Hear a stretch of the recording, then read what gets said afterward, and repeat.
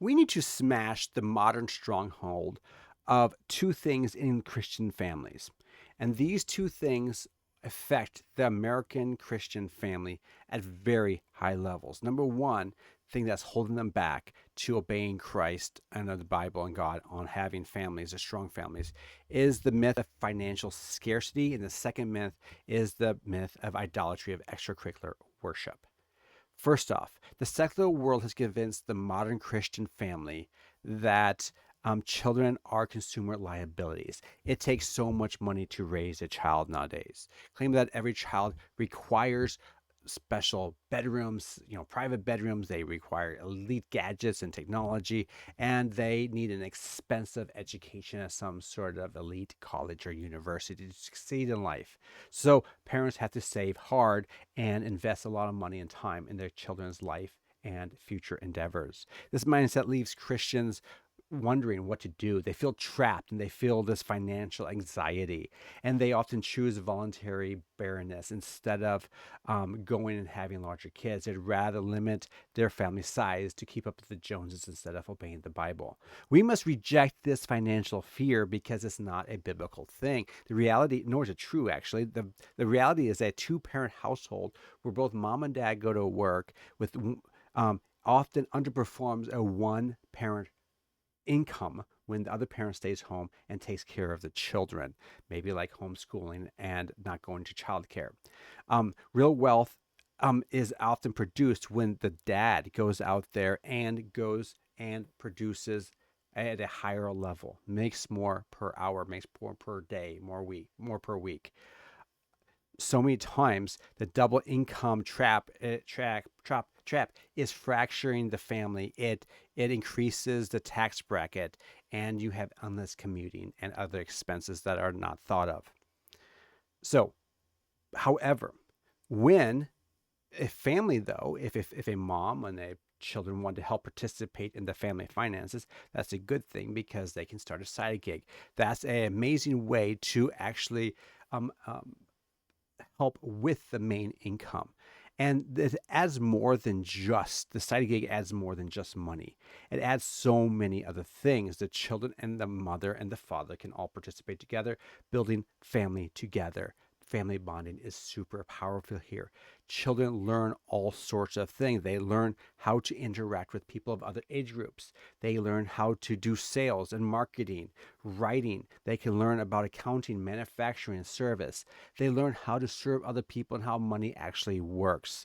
Additionally, there's this amazing additional tax saving strategy that can be applied here when parents structure the business correctly, the side gig correctly.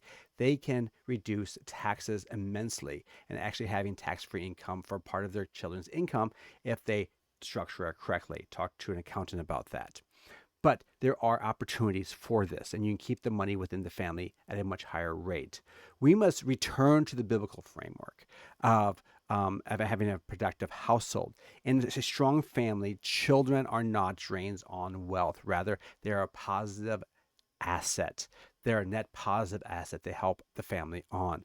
When the family builds and works together, and whether that's making a business, cultivating land, practicing mutual responsibility, the children learn work ethic.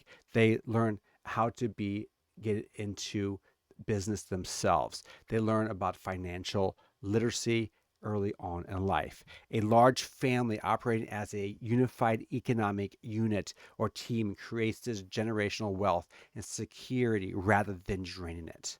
The second idolatry that the church often faces is the modern suburban family. Life has become this frantic, broken apart by the demands of travel, sports, and constant extracurricular activities. It's a hyper consumerism type of mindset. Parents spend hours in driving their kids to all sorts of games and events, chasing accolades and trophies that will not matter in eternity.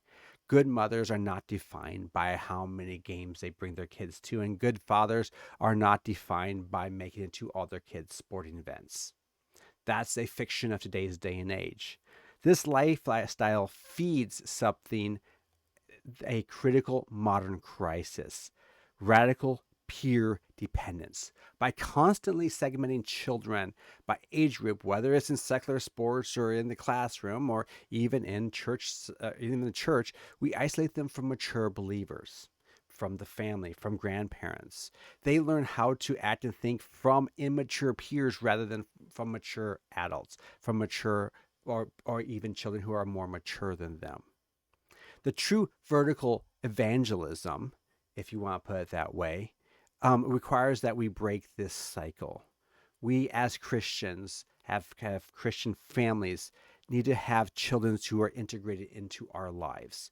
Children need to be integrated into the adult world early. They grow resilient to working alongside their families, learning from all age groups, and grounding their identity in a multi generational community rather than the sifting sands of some sort of teenage culture. If you like this video, please check out my other videos where I have more content like this. And I have a longer video that goes into more depth upon this exact topic here. Please like, subscribe, and follow. Comment below if you are subscribed to this channel. Would love to have you part of this community. And otherwise, have a great day and talk to you later.